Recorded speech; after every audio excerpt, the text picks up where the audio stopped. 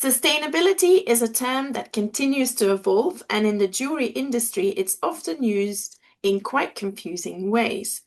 But for some makers, sustainability is not just a buzzword, it's a deeply embedded philosophy that shapes every aspect of their practice, from ethical sourcing and low impact production to transparent storytelling and thoughtful design. These jewelers are redefining what it means to create with care.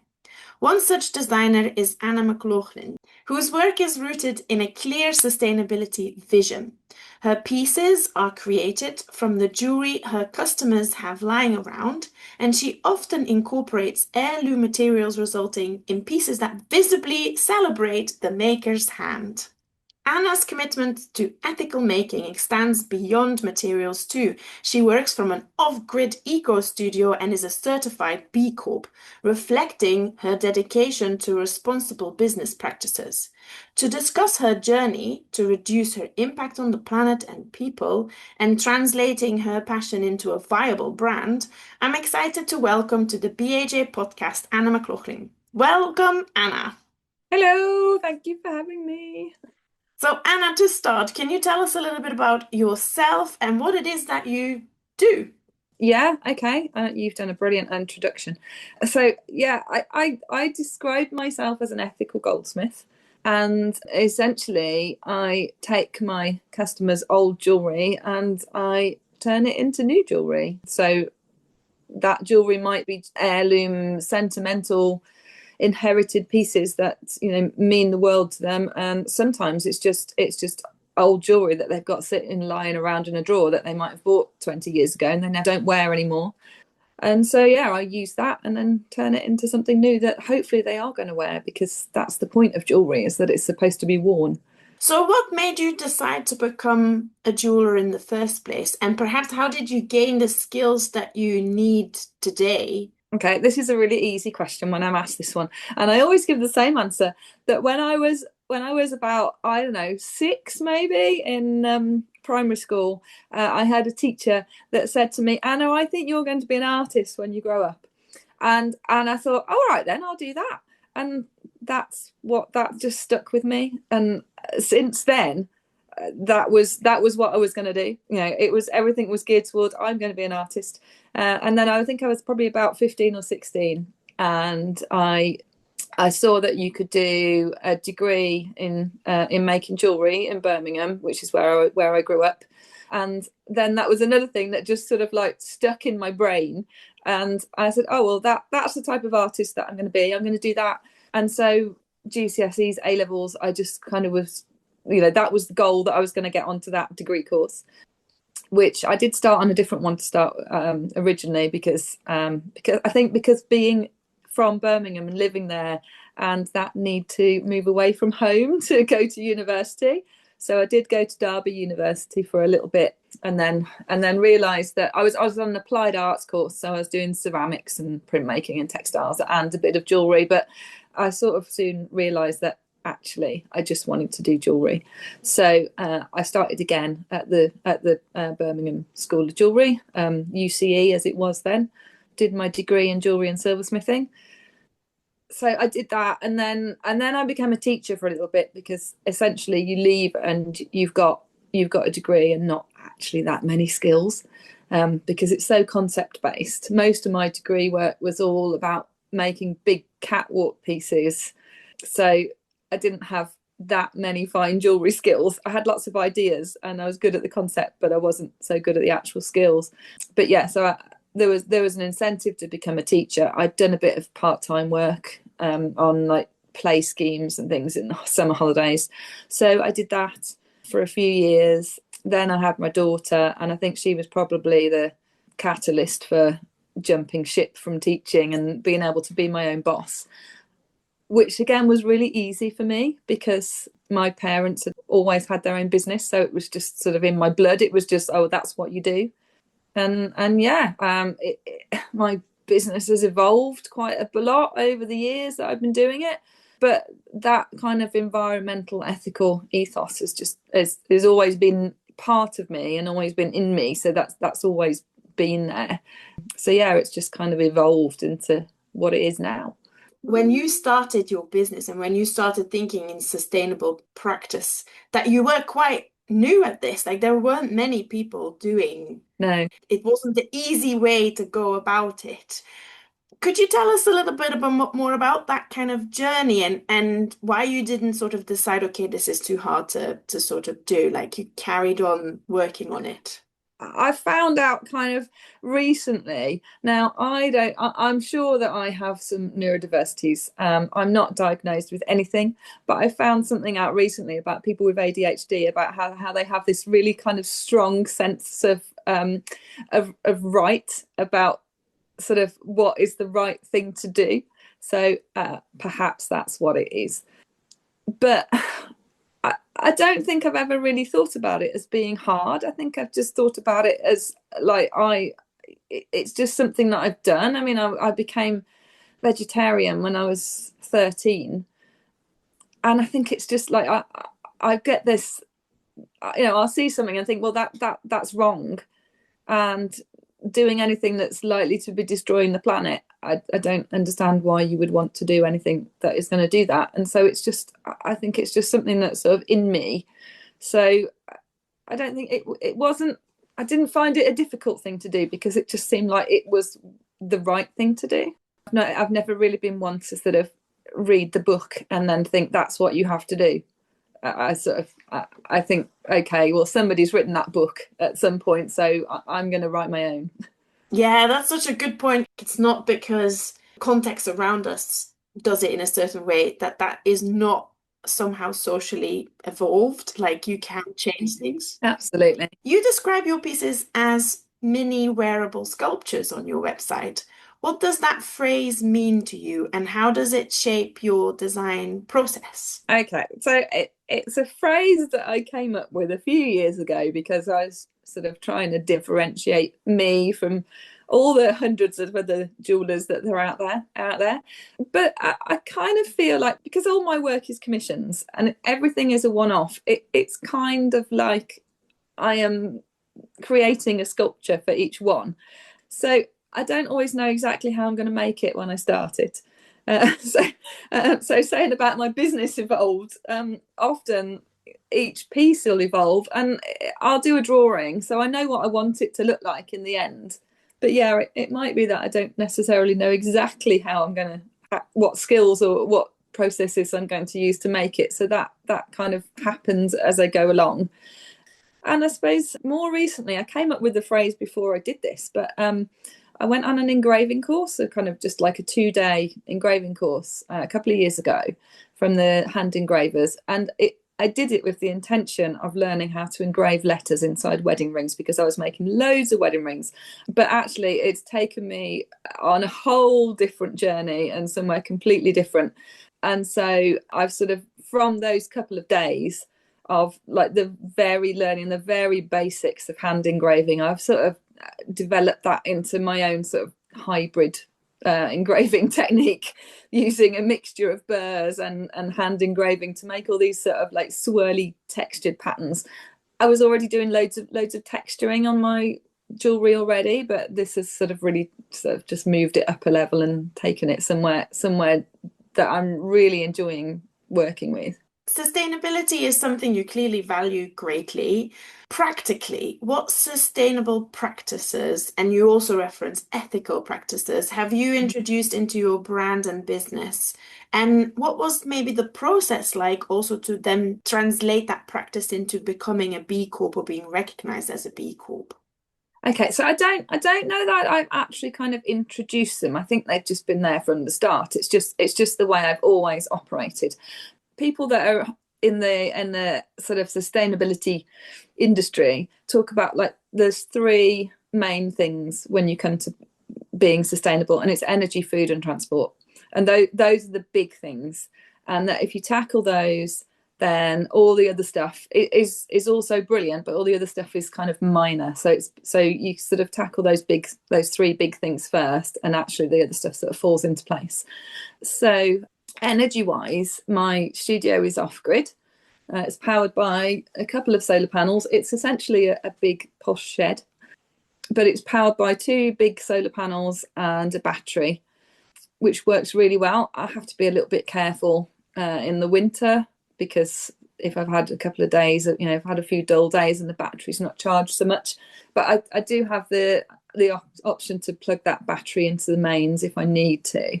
But actually, I've gone through 2 winters now, and I've probably needed to plug it into mains like a handful of times. So yeah, so that's the energy bit, is essentially that's all running off grid and runs from the sun. The food bit, I'm now vegan. I've been vegan for I don't know, a lot of years now. But that also sort of goes into things like not buying leather mallets. I mean, this is tiny stuff, but it's not sort of being part of that industry, because the food industry is, one of the kind of dirtiest industries. It's carbon footprint of food is huge. So things like not, doing my best to not use leather in my workshop, not use sort of animal polishes. I guess I've got another thing related to food. I've got a compost toilet. So it's sort of, I know it's little things, but it's little things that are contributing to that area of sustainability. The transport bit is, my posh shed is in the garden, so I'm now working from home, so I've got no commute. And then I guess work-wise, the main thing is that I've made the decision, maybe a year, 18 months ago now, about to not buy any new precious metals. Although I say not buy any, I do need to still buy solder. I haven't quite solved that one yet. But yeah, essentially everything that I make is recycled from the jewellery that people bring to me, and then I make their new jewellery from that. So I know that everything's post-consumer, and obviously you can buy recycled metals and they've got that badge on them, but I think that is kind of all it is sometimes, because there's no sort of legislation or guarantees that the metal, if you buy recycled silver or recycled gold from Cookson's, say, there's not any guarantee that that metal has come from old jewelry, or it's come from something, or electronics or something that's already been used. It could have been sat there on the shop floor essentially, and then been reprocessed, and that process has just been going on forever. But now they're allowed to put a badge on it and say it's recycled and it's sustainable and it's ethical, and everyone goes, oh wow, that's amazing. But actually it's not anything new. That's been going on forever. I'd really like to see that changed at some point, but yeah, at the moment there's no sort of checks on that. So you buy something that's called recycled, but you don't definitely know it's post-consumer. I know there is Bets are doing their again silver, which comes from X-rays, doesn't it? And then which is great, and they're guaranteeing that. But medical X-rays, as far as I know, are now all done digitally. So there's going to be a finite source of that silver. So at some point that's going to run out.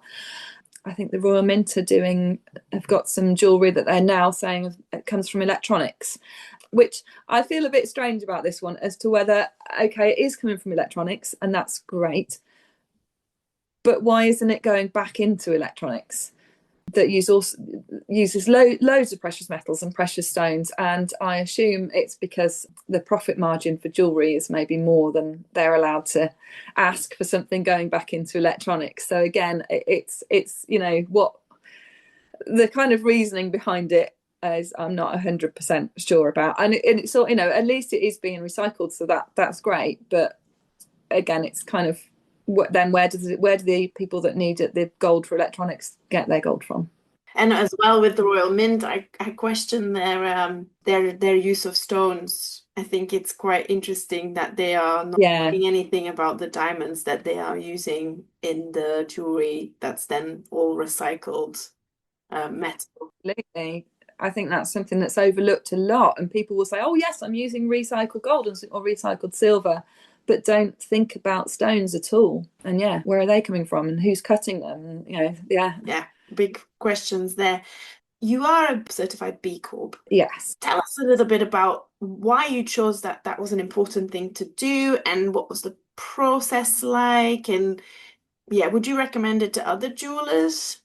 So I had heard of it, but I hadn't really thought it was something that was that could be applicable to me until there's a group called Fair Luxury, and they did a thing a few years ago called the Provenance Pledge, and it was basically about getting jewelers to make a pledge to do something more sustainable, to improve the sustainability or the ethics of their working, their business. And there were a couple of people on there. There was like the first, because there was like a Zoom meeting, and a couple of people on there said they were going to try and become a B Corp. And at that point, I still didn't really think about it very much. I started looking into it a little bit, and then it got to the end of the year of that, and there was another meeting, and I think there was maybe just one person had managed to do it, but they were a sole trader, and it made me think, oh, maybe I can do that then. So I started having a look at it, and they've got on their website, they've got a thing called the impact assessment, and you could just fill that in. So I made that my pledge for the next year, that I would go through the impact assessment and look at as many things on that as I could. I didn't say that I was going to become a B Corp. I just thought, right, I'll just go through this assessment because that's free. You can just work through it at your own pace. So I went through it, and I got to the end, and you have to get 80 points. I think it was out of 200. And I ended up with about 120, I think. And I thought, oh, well, okay, I'll go for it then. I might as well submit this. So everything just seems to evolve with me. It's like I didn't really go into it intending that I would definitely become a B Corp. And a lot of the things I was already doing, so I didn't necessarily do anything new. I wrote a few policies and things to go, because that's what it asked you to do. So I submitted it, and then you have to have an interview. And unlike other sort of ethical and sustainability sort of badges that you can get, they have to check to make sure you're doing it, so it's all verified. Obviously there's loads of things that you can kind of subscribe to and pay a bit of money, and you get the badge, and you fill in the form to say, yes, I'm doing all this stuff, but nobody comes and checks it. But B Corp do actually check that you're doing what you're saying you're doing. So as a sole trader, I lost a few points at this point, because I had my interview and they asked for evidence of all sorts of stuff, and some of it I just didn't have evidence for, because the evidence was in my head. I knew that I was doing it, but I didn't have it written down or in any kind of format that I could give to someone that proved what I was doing was what I was saying. I was doing what I was saying I was doing. But I still ended up with kind of 90 something points, 92 I think I ended up with. So I mean, that it just kind of went through like that, and I had ended up having enough points to get it at the end. But I know well, having looked afterwards, I think it was something like there was a stat of something like 2% of businesses that start the process actually get it. Whether that's true or not, I don't know, and that may have changed now, because that's from a couple of years ago. But I know there aren't many jewelers. I know there are some, but I think there's just, there's a handful probably in the world that have managed to get it. I know that I'm the only B Corp in the Forest of Dean, where I live. That's out of any business, which I think is a bit crazy. So I'm not quite sure what's going on there. But yeah, it's a long process. I'm very glad that I've got it. I've got to go through the recertification, because I'm coming up to my 3 years now. So I'm about to, well, I have started that recertification process, and they've changed everything, because there were a lot of businesses got in. People like Nespresso became a B Corp, and you used to be able to, they had all these different areas, and as long as you scored your 80 points, because it's not just environmental, it's about social issues as well. But as long as you scored your 80 points sort of across somewhere, then you could get the badge. But they have changed that now. So there's sort of like a baseline that you've got to get as part of everything. So I'm expecting it to possibly be a bit harder to get it again, but we'll see how it goes. But I would say definitely it is worth going through the information they've got on the website. The self-assessment form is still there. So I would definitely recommend to any other business to go through that, even if you don't complete the whole process, because there's loads of stuff on there that you might not think about. And obviously, if you're working towards that, then that's only got to be a good thing. You reuse the metal of customers or remodel parts of heirloom jewelry, what's been some of the most memorable transformations you've worked on and what made them special? I hate this question because they're always every piece is special, and it's always special in a different way. And sometimes it's just special because actually I've come up with this idea and I haven't got a clue how I'm going to make it, and I've priced it, and then my customer comes back and says yes, I'd like that, and I'm kind of thinking this is brilliant, and then part of me is thinking oh no, how am I going to make it? But I can tell you about one I had recently, which is probably the most memorable, which isn't really a commission, it was more of a repair. But somebody bought me a Viking ring, and they'd found it metal detecting. They lived just up the road and they found it locally. And this ring had been through the British Museum. It had had to be checked by the British Museum. I tested it as pure gold, and it was sort of 1100 years old, I think. And it arrived to me like a squashed bit of sort of twisted gold. And then I did my checks on it as well because I thought, am I actually allowed to work on this? Because it's been registered as treasure by the British Museum. So I checked with them and they said, yes, it was fine. Apparently, they'd had it for 2 years, doing all their checks and everything. And it's got its own web page. And so you can look it up. But it was all squashed. And so they said that they'd done everything they needed to, and they'd returned it to its finder, and so it was up to them to do what they wanted with it now, basically. So they found me and asked me if I could make it ring shaped again. But obviously, it was a simple job to do, but it's probably the scariest job that I've ever had to do because I'd got this metal in my hand that was over 1,000 years old, that I had to put back to the right shape. And it was probably the slowest bit of annealing and tapping with a mallet that I've ever done. I was just sat there with it in my hand looking at it for like 2 hours before I even did anything, because it was just amazing to hold that piece of metal and think how old it was, and just thinking about actually they must have had really similar tools and processes to what I'm using now. Which is amazing, isn't it? The idea that Yeah, we can make a lot with rather simple techniques that have been around for a really long time and still create unique pieces. It's unbelievable. yeah, Working with old gold and silver, you're talking here, this was pure gold. I can imagine there are different types of alloys having been used throughout, the ages. And what are the challenges with sort of working with old pieces from a material point of view, but also maybe from a technical point of view? the assay office ring me up a lot.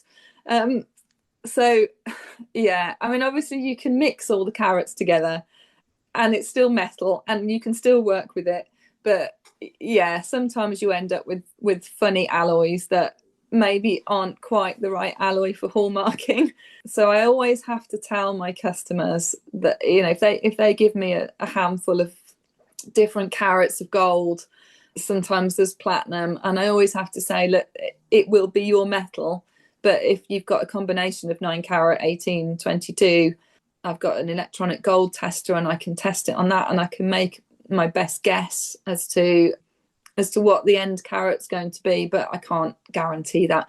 And I've never had anyone that's kind of been worried about that, and it's not, that's the point of my jewelry. It's not about making something that is ending up in 18 karat gold and having that monetary value. It's about the sentimental value.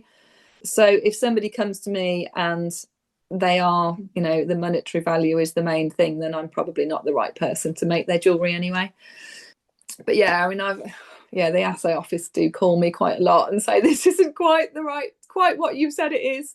I had one recently where I came up with a whole brand new alloy, which was a learning curve for me.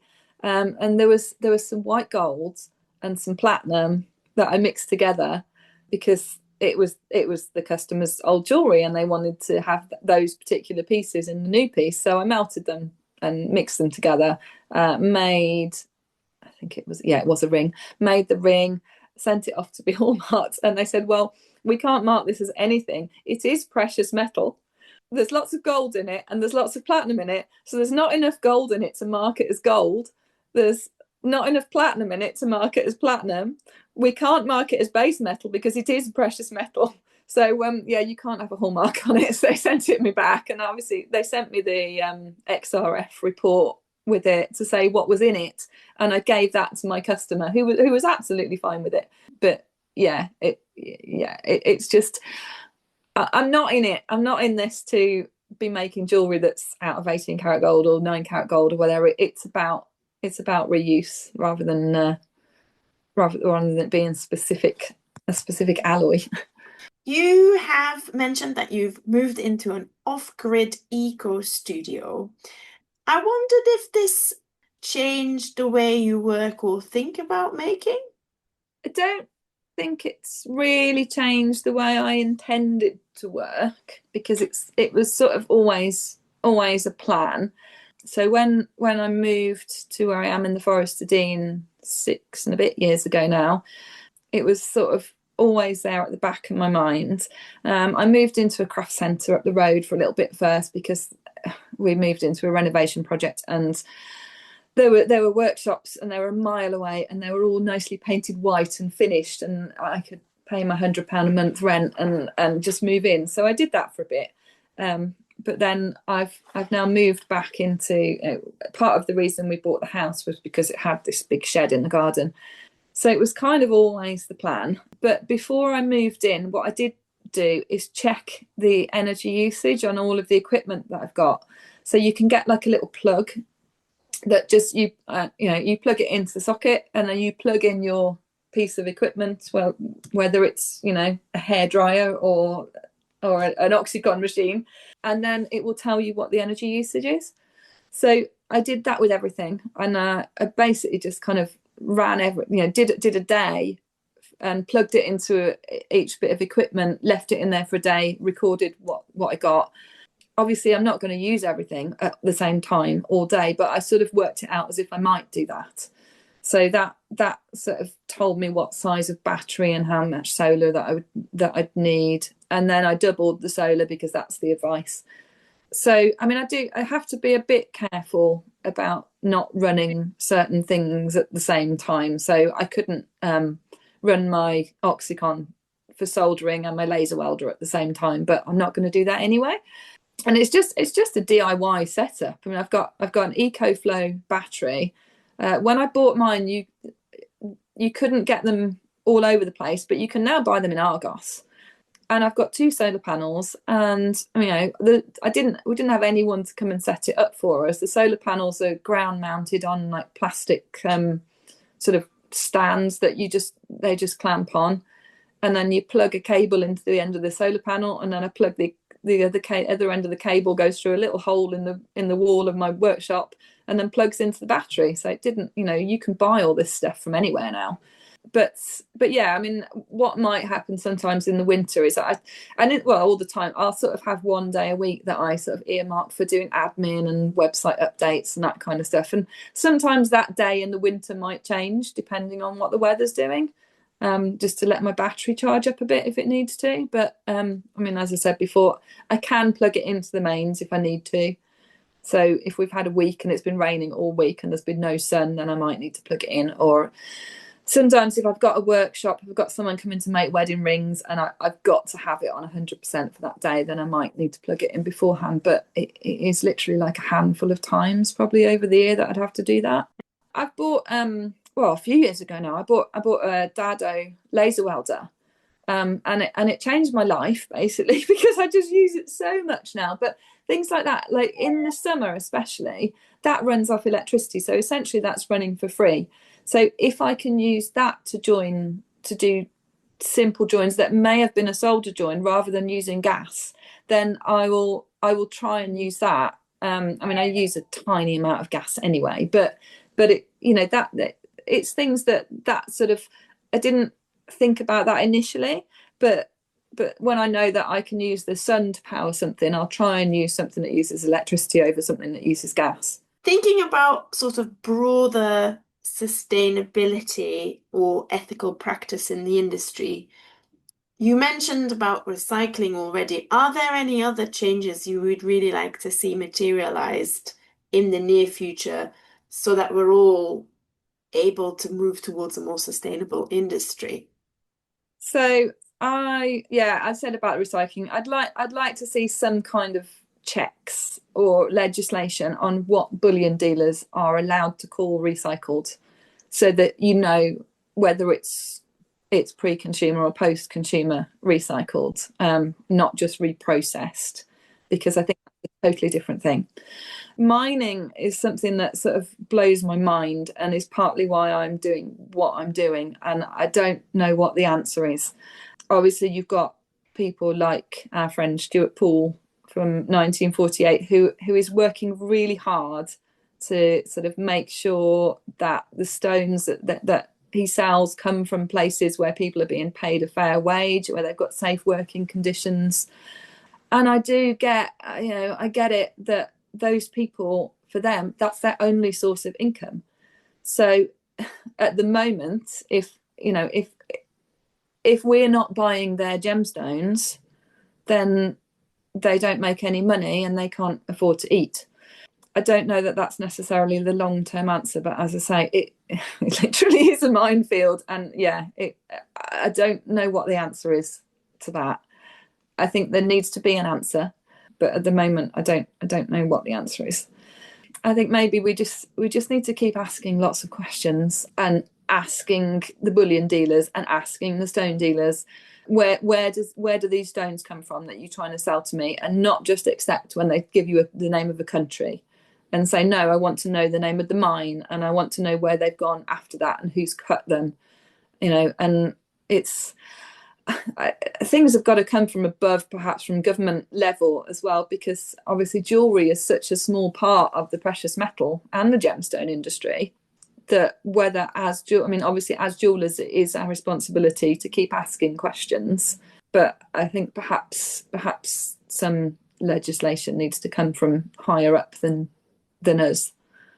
Would you say that it's at the moment still challenging to find, a second-hand market for gems? Like, is that happening at all that you can buy a second-hand stone? It's still all very much based on trust. So you can, again, this is why I tend to just, I just use the stones that comes out of the jewellery that's given to me to turn into the new jewellery, because I know, and I've had people say to me, but you don't know if those have been ethically mined, and they could be blood diamonds. I said, well, yes, they could be, but they're already here. So that by using those stones, it's not creating demand for new ones. And that's my thought on it.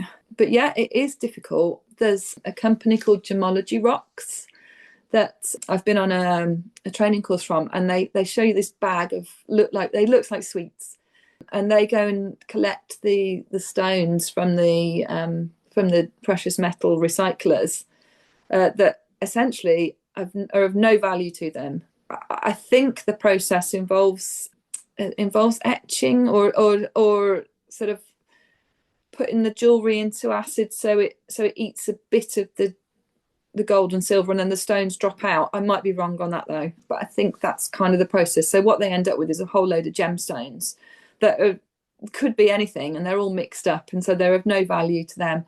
And so I know that Gemology Rocks go and buy these gemstones up from these companies, and then they spend a lot of time sorting through them, and most of them are not valuable at all, which doesn't matter, because they're still beautiful. And they said, occasionally they'll find something that's really valuable in it, and so they sell them. But again, it's all kind of based on trust. So yeah, it is difficult. I read somewhere about diamonds, that obviously you've got the Kimberley process for diamonds, but that only covers the mining and the rough stones. It doesn't cover the cutting. And then, as far as I know, then those diamonds can go off and they all get mixed up. And so you don't necessarily know what you're getting at the end. It's so easy for not ethical stones to find their way into the supply chain and be mixed in with everything else. So yeah, it's really hard. To any sort of starting jewelers listening, do you have any tips to be more sustainable from the get-go? You've talked about a lot already, but anything, sort of quick and easy to start introducing, or a mindset maybe, how they could contribute to a more sustainable field? I think one of the first thing that you see lots of is there's lots of jewelry businesses out there saying, "Oh yes, I'm an ethical business," and they've got recycled cardboard boxes, but and they might buy they're buying recycled silver from Cookson's, and that's it, and they're not really thinking about anything else. So it's that big stuff. Actually, it's not the jewelry that matters. That's a tiny little bit of the whole picture. So if they can crack, looking at where they're getting their energy from, maybe I've managed to be off grid, but you don't have to do that. So change your energy company.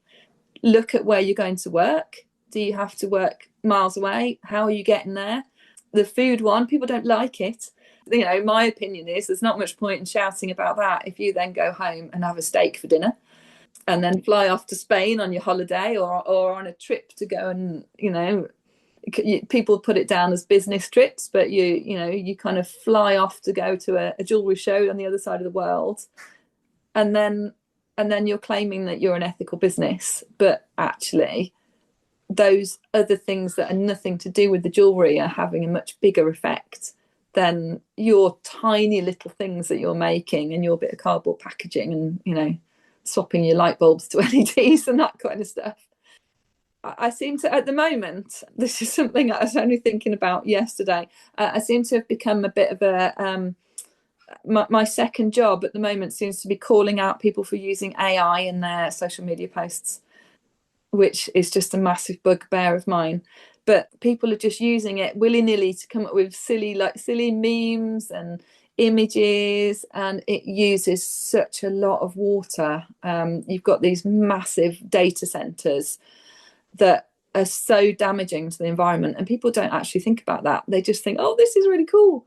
And obviously it's potentially taking work away from people like illustrators and other artists. So yeah, generative AI, don't use it. I get it. Yeah, I think it's true. I mean, my opinion about generative AI is that it's such a new technology that at the same time, I do think artists need to be using it to call it out as well on what it is. It's very difficult to sort of critique something you have never worked with. Yeah. And there is a democratization. It sounds quite strange to say that, but there is a democratization of knowledge and understanding that can happen through AI as well if it's used sensibly. Oh yeah. Yeah, a social media post, is it really necessary?